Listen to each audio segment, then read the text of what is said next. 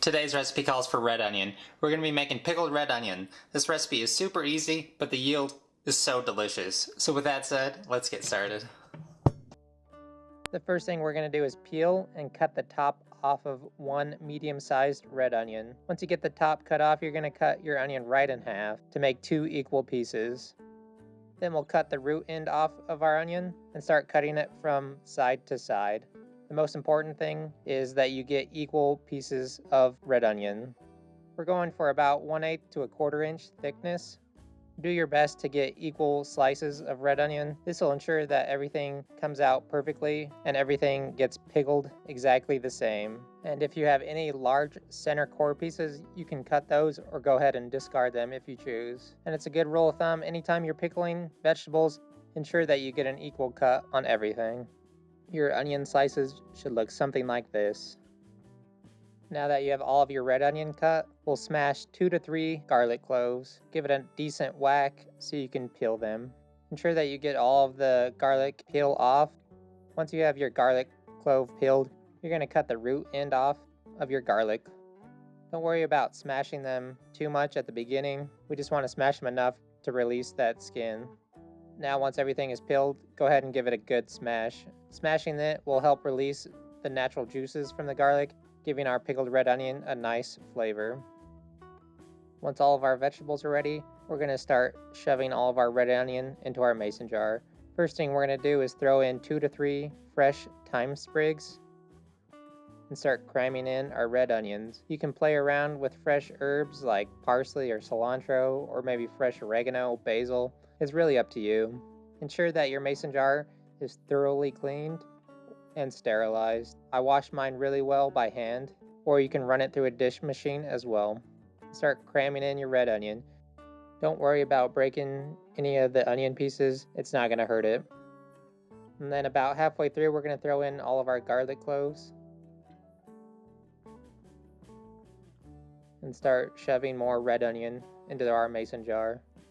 Before I forget, this is a 16-ounce or a pint sized mason jar.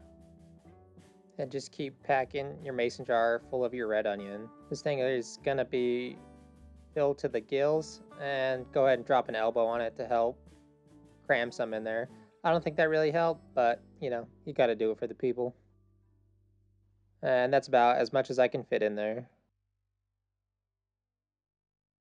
Next, we're gonna toast 5 to 6 peppercorns. Toasting the peppercorns like this will help bring out some of the natural oils that they hold, making it a little bit spicier and giving us a more fresh, bright peppercorn flavor. We're going to toast these for about a minute or two in a dry saute pan. Once things start to become nice and fragrant, go ahead and transfer your peppercorns into your mason jar. Next, we're going to add 1 dried bay leaf to our mason jar. I totally forgot to add this, so I'm going to go ahead and add it now. Doesn't really matter when you add it, just don't forget it. Next, in a medium-sized saucepan, we're going to get our pickling liquid ready. First thing we're going to add is 1 cup of water, then 1 cup of distilled white vinegar. You can play around with the vinegars. You can do a red wine vinegar or an apple cider vinegar. I just stuck with a traditional distilled white vinegar. Next, we're going to add 1 1/2 teaspoon of kosher salt and 1 tablespoon of sugar. You can add more sugar if you choose to combat the acid. So if you want a sweeter style pickled red onion, of course add more sugar. We're going to bring this mixture up to a boil, so you want your heat on about medium high. And you can also play around with your pickling seasonings. You can add red pepper flakes, use different colored peppercorns. There's pretty much endless opportunities to make these pickled red onions to your liking.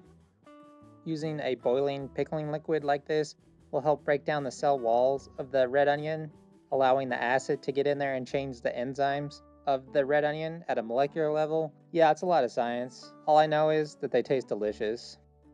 Now that your liquid is boiling hot, we're going to pour it right over our red onion. Be careful not to splash any of this liquid hot magma on you. You don't want to get burned. We are going to end up with a little bit of pickling liquid left over, so you can use a larger mason jar if you choose.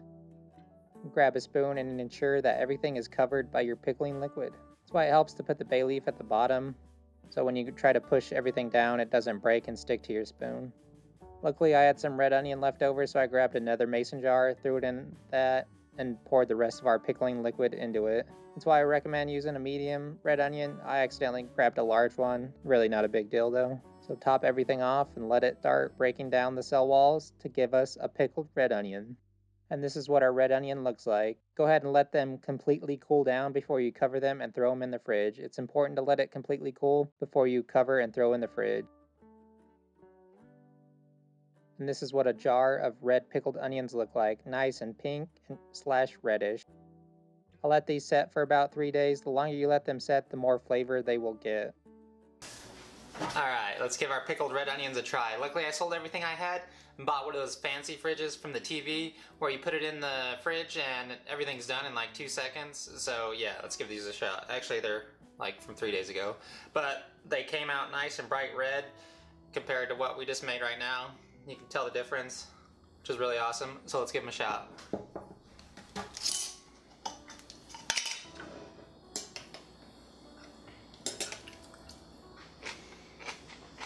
These things came out really good. There's a perfect balance between the sugar and the acid in them, which gives you a bright, fresh, pickled red onion flavor, which is delicious. Then that garlic, thyme, bay leaf, and peppercorn add another flavor profile, which helps balance it all out and brings even more freshness and brightness to these.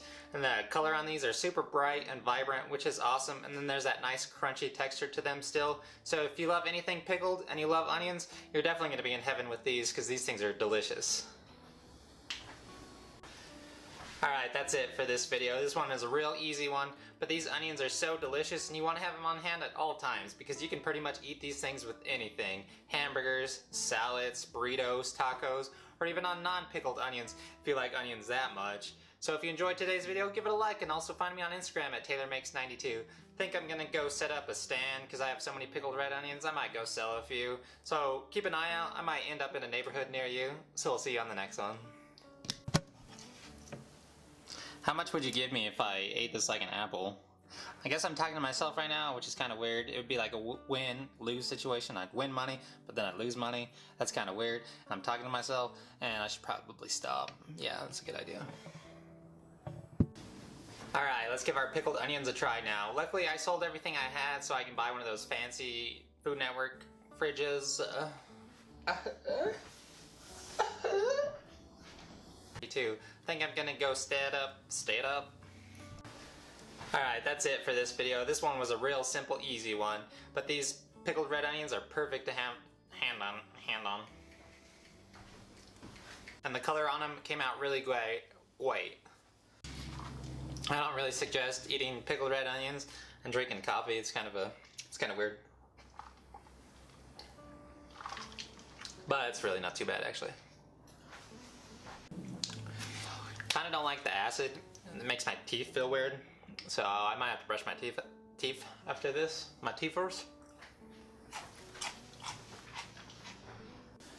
Alright, let's give our pickled red onions a try. Luckily I sold everything I had and got one of those fancy fridges that are on the TV. Imagine eating this thing like an apple. That'd be pretty rough. Plus, I'm not Shia LaBeouf from Holes, you know that Disney movie where he eats the onions and yeah, just go check it out.